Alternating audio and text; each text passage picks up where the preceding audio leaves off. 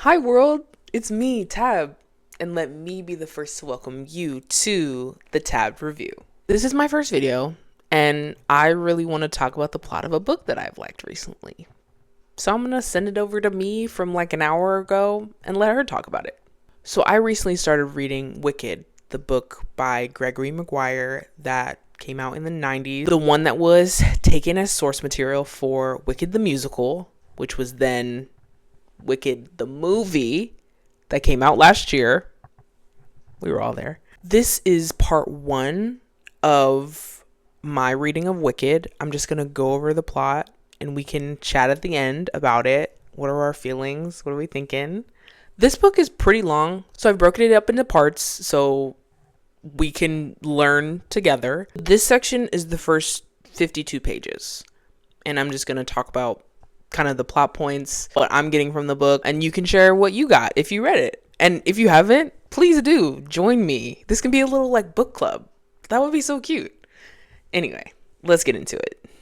There's also a prologue, which you can read if you wish. Part 1, The Root of Evil. So this part is rather short, and it talks about the time just before Elphaba was born.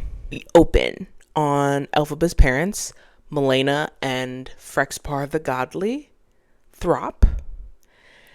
And we really don't get the chance to wonder how Melena's feeling about this pregnancy. Quote, "I'm only a host for the parasite.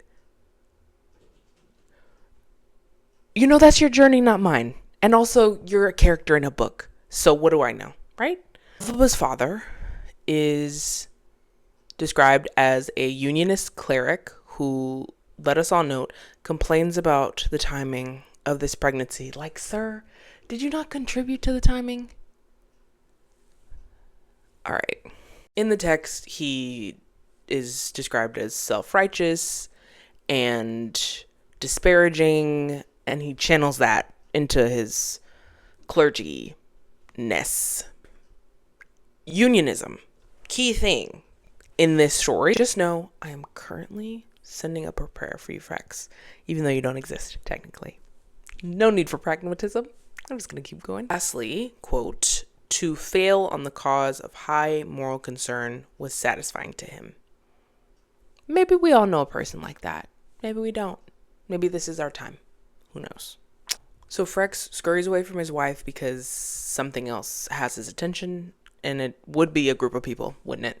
Just like a cleric, man. I'm telling you. No offense. Oh my God. He's a character, please. I don't know. Section 2, the first chapter, The Clock of the Time Dragon. This is where we get even more information about why Frex scurried from his pregnant wife, which was beyond necessary because that is such a choice, and it's very telling for a character's motivations, right? He got a letter from a distant cousin who was also a minister, and he was basically just kind of calling in the reinforcements because no one in the towns that he was visiting was listening to him anymore. Just a point of background, like a plot, like setup device, we learned that the drought at this time in Rush Margins was causing people to doubt their religion, which I can understand.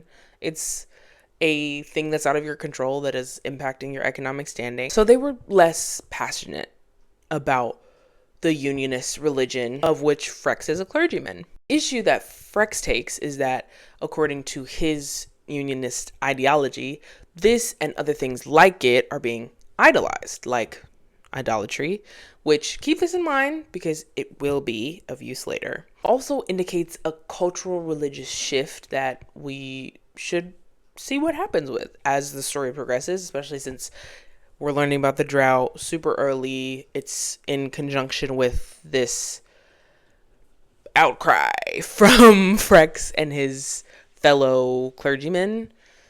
Yes, clergymen, not clergywomen, because this book also tackles sexism. And no, I'm not saying that in the way that like certain movies and books satirize something by playing into it completely so it's not satire at all. No.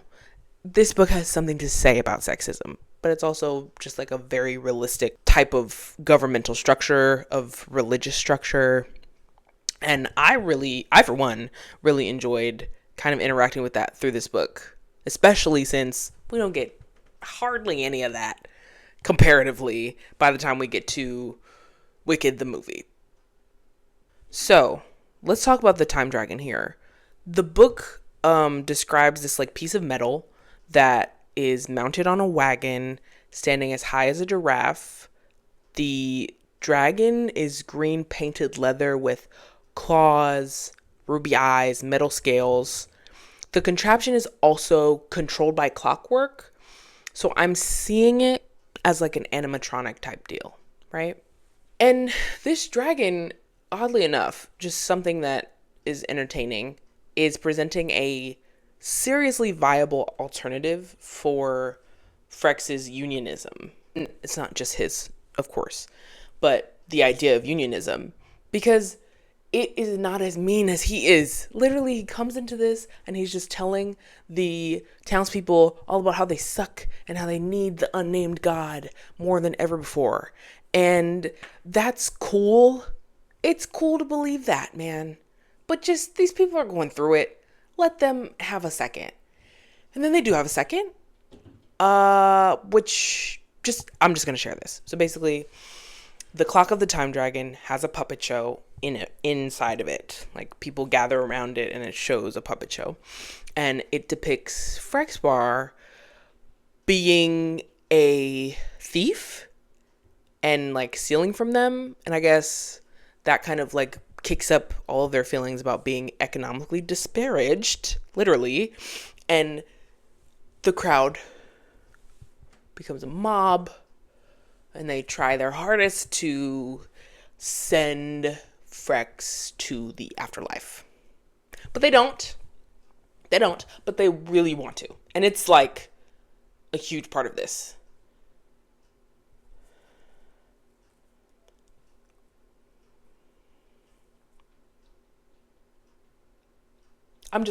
We should move on. Part 3, Birth of a Witch.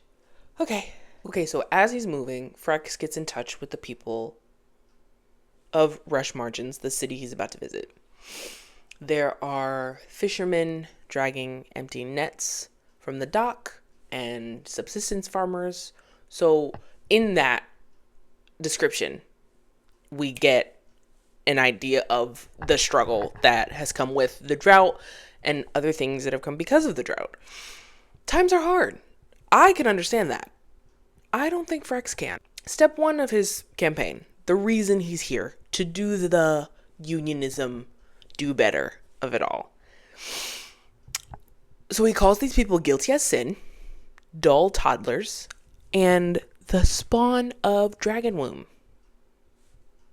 Okay. Here is something else that Frex thought it important to ask.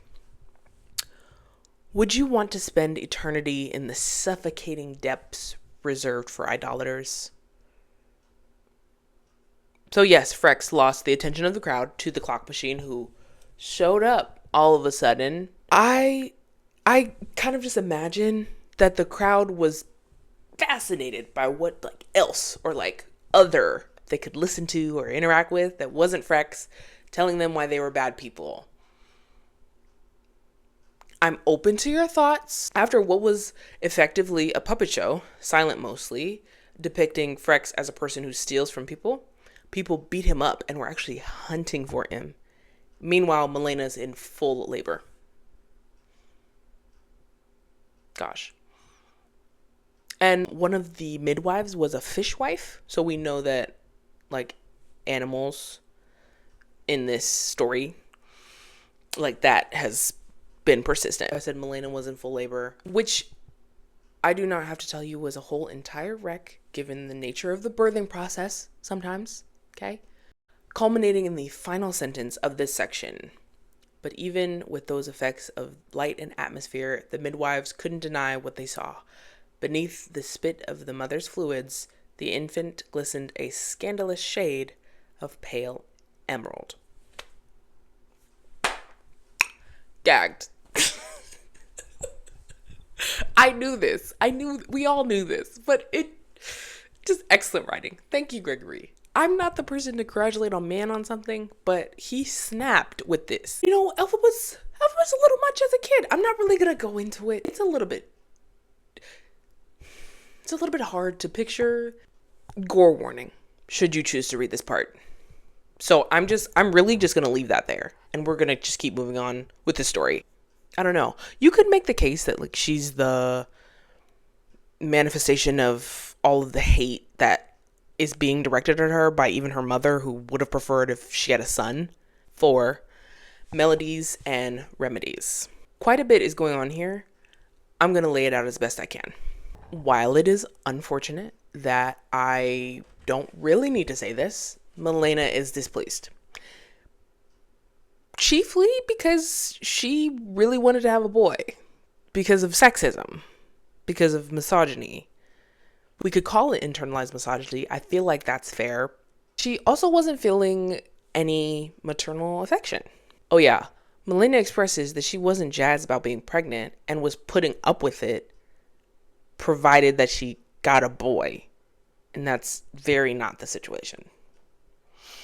Keeping it cute. Only the characters here. And because Milena's not feeling a lot of maternal affection and she needs help caring for her children, which good on her for recognizing that, she calls her nanny for help. But Tab, why didn't she call any family members? We continue to wonder. Okay? Upon picking Nanny up from the station, Frex describes Elphaba as damaged Elfather. Don't talk to me, Elfather. And he keeps saying it instead of she. Like he's like the baby, it's weird. And I'm like, she, come on. If anyone needed more fodder to dislike him, I dislike him a lot. I'm biased. I read the book before you guys did, okay? That was abrasive. Nanny, on the other hand, describes the literal infant as not an ugly color, just not a human color. And that's on the upswing, okay? I appreciate Nanny for that. No, it's not the perfect compliment, but it's so much better than her parents were doing. Stronger together. Okay? In conversation with Nanny, Milena divulges that she's not happy with Frex leaving her alone so often. Go figure. We met Milena in the movie. She's not the most faithful wife. Okay. She's alone a lot. She needs company. She looks for company in a certain way, in a certain direction. Keeping it cute. Okay. We get a teeny exposition drop from Father Frex that he comes from a line of ministers. And I noticed, so it's the three of them talking. It's Nanny, it's Frex, it's Milena. And Elphaba is like crawling in and out of the conversation. In the conversation, I noticed something that I appreciated about Nanny. She says the loud part, the most important part, out loud. And lets the quiet part stay where it needs to. As it relates to Elphaba. You guys understand. Like, just don't talk about she's green. Just, we don't have to call attention to it. Because every time Frex calls attention to it, it's very denigrating. And I'm going to need him to just calm down. Please. Frex is very upfront about his theory that Elphaba's abnormality is punishment for him not saving the people of Rush Margins from before on the night that Elpha was being born.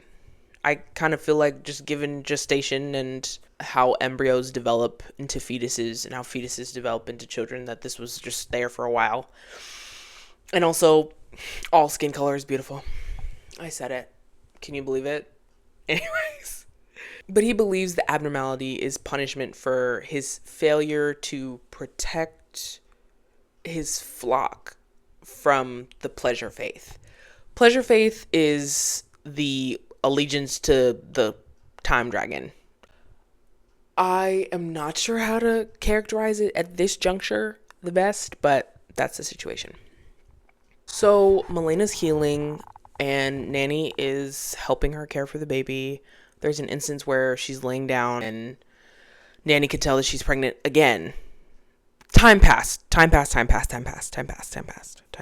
want to say it's been like a matter of months. And Frex has been a little hard on himself. And so we only get flashes of this time because So was Elphaba, I guess, because the parents weren't doing their parental duties that great.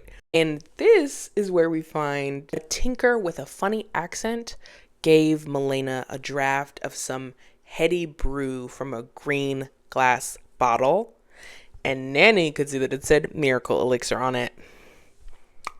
Yeah, that's what happened. It is. So the ending sentence for this part was notable, so I wanted to share it with us. I wanted to share it with you all. Perhaps, thought Nanny, little Elphaba chose her own sex and her own color. To hell with her parents. Now, first off, don't get mad at me, because I am reading verbatim, babes. And secondly, Gregory Maguire ate with that, okay? Like, kids choose who they're going to be, who they are. Similarly to a baby being born with green skin. Like, that's not changing either. Such a good line, guys. Oh my gosh. I'm a fan. Leave me alone.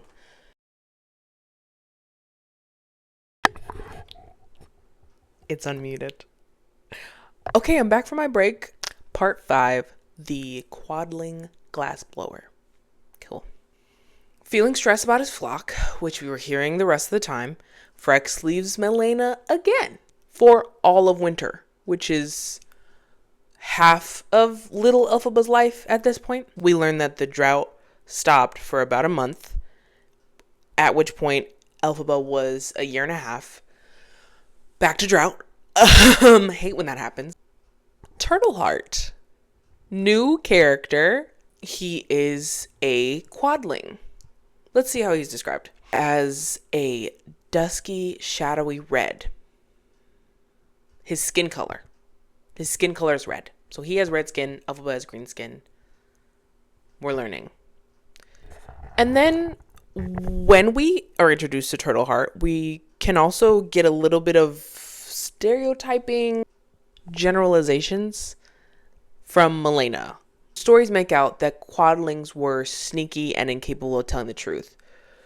So essentially, these quadlings, people from where Turtleheart is from, they live on top of rubies.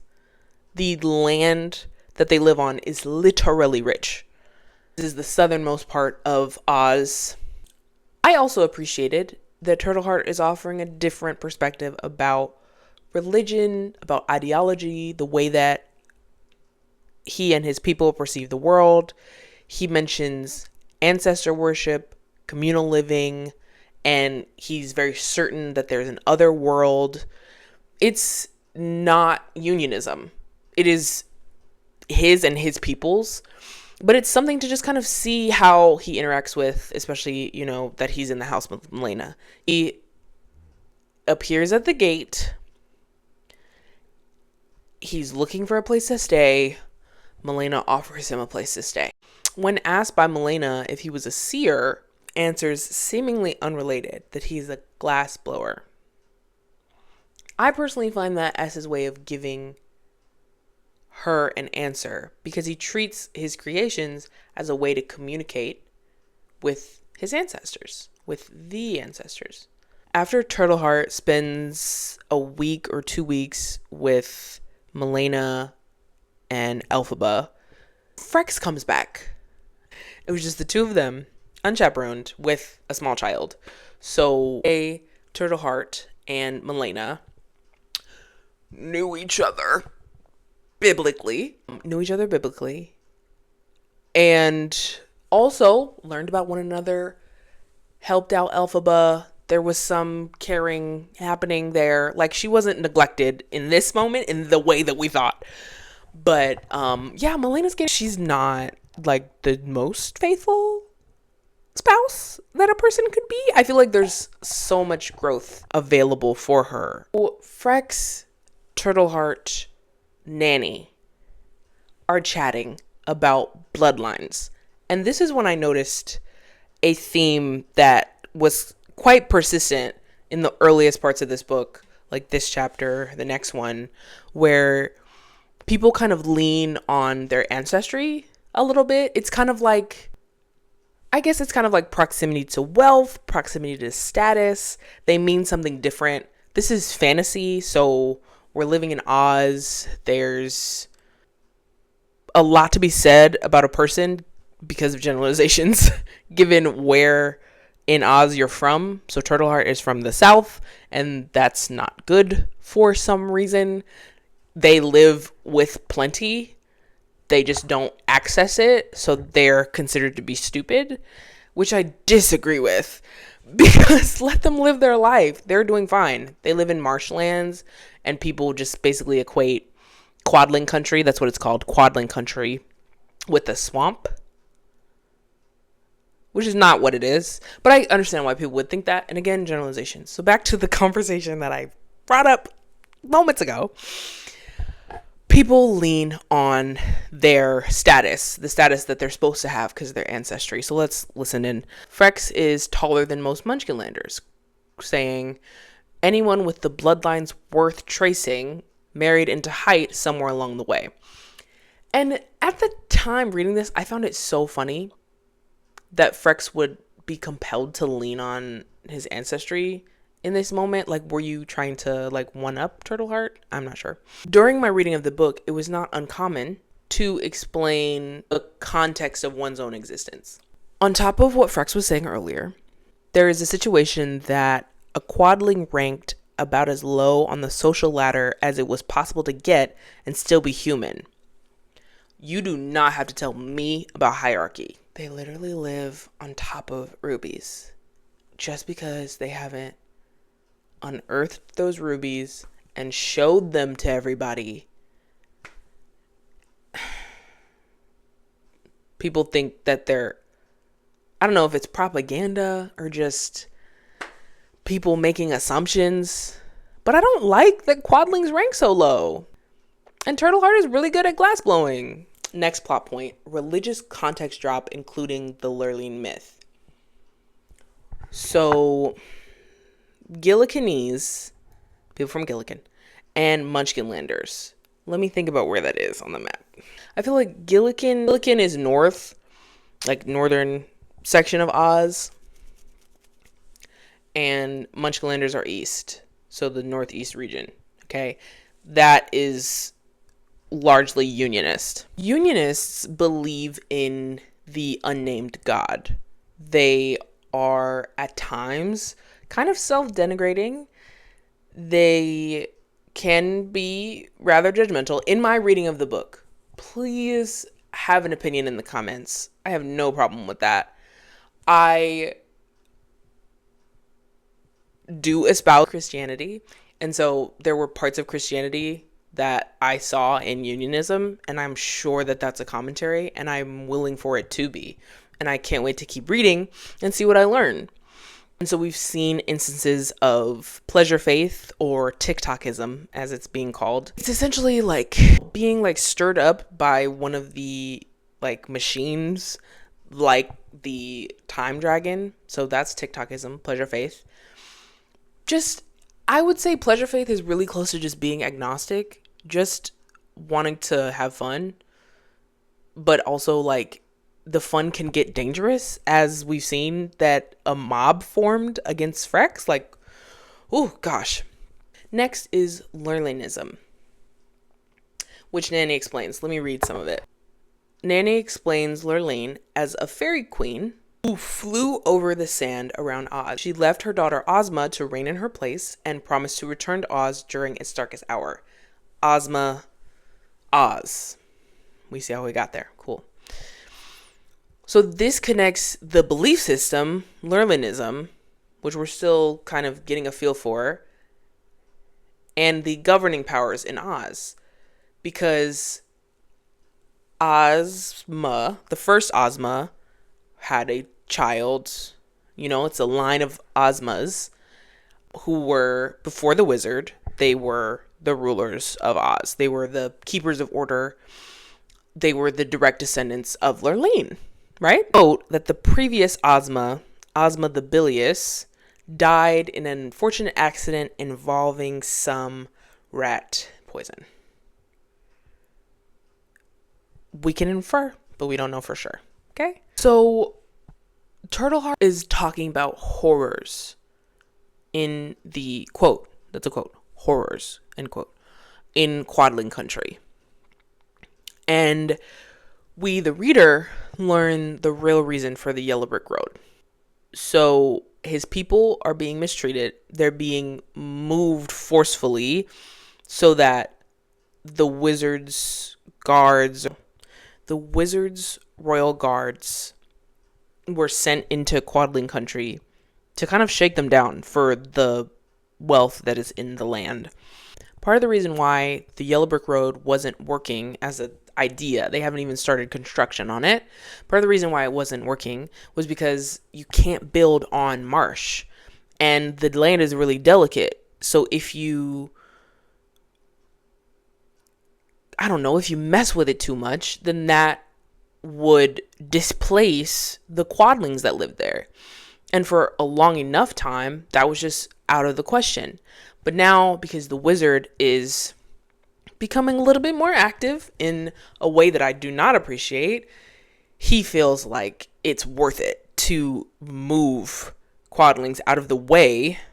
The wizard and the royal guards chose to displace the Quadlings and treat them horribly due to some of the generalizations that Melena referenced. We can tell that Oz doesn't have the best, like the people of Oz, they don't have the best idea of who these people are, and they're the most southern part of the country, so there's not a lot of options for people to get to know these people. The wizard is hoping to increase his control of the region, and he has to start there for some horrible reason, but he honestly shouldn't even be in Oz. Personal opinion, he's a character in a book. Cool. Ending thoughts. So we have our cast of characters.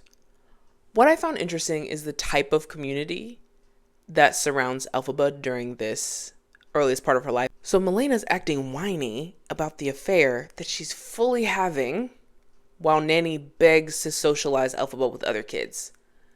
And Nanny is eventually successful. This will come back when Elphaba's in college. And we get a peek into what exactly Melena is getting out of the affair. Not just like the experience of an affair, but also literally company. We see how lonely Melena is. And also Turtleheart is way better with kids than Melena is. And there's something that Turtleheart possesses. There's his connection to his ancestors that Melena is lacking. And she doesn't really have the words to put together that, she's just looking to connect to something higher. And Frex's unionism doesn't really allow her to do that because it's so negative and judgmental. And Turtleheart is none of those things. Honestly, this chapter was more Melena focused than anything. Kind of makes you wonder if there's a not so great reason for that. Like if something happened to her, which I hope is not the case. We know it's the case. I know it's the case. This could be your first read. Let's go on. Anyway, let's cue the rundown. So we have Frex the godly, the overly pious biological father,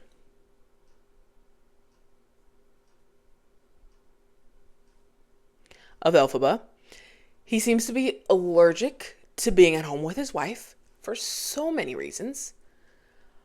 On the other hand, he is the only person in the cast of characters that seems that passionate about things. We also have Melena. I've been saying it Melena this whole time.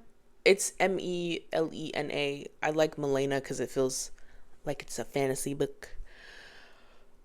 She's highborn and can't seem to shake that, even in the presence of less highborn activities. We have Nanny, who I just am sure she has a name somewhere. I would love to know it. You do more than your job, ma'am. Thank you for your job as well. And Turtleheart, he's good with his trade of glass blowing the trade, and has a bit of a companion relationship with Melena. Don't know how Frex feels about that, but he's very much oblivious. And the reason we're all here today, Elphaba Throp, who at almost 2 is working through her relationship with every member of her household, except maybe Turtleheart and herself. I don't know where you are in your Wicked journey, but at least you know exactly where I am. Listen, talking into the ether only gets you so far, so I'm told. If you want to join the conversation, I'll see you in the comments. I hear, let me do the lean in. I hear that a new social experiment just dropped. Why don't you like and subscribe? And we'll all just see what happens. And I'll catch you in the next one. Thanks for tuning in to the Tabbed Review. In the meantime, watch out.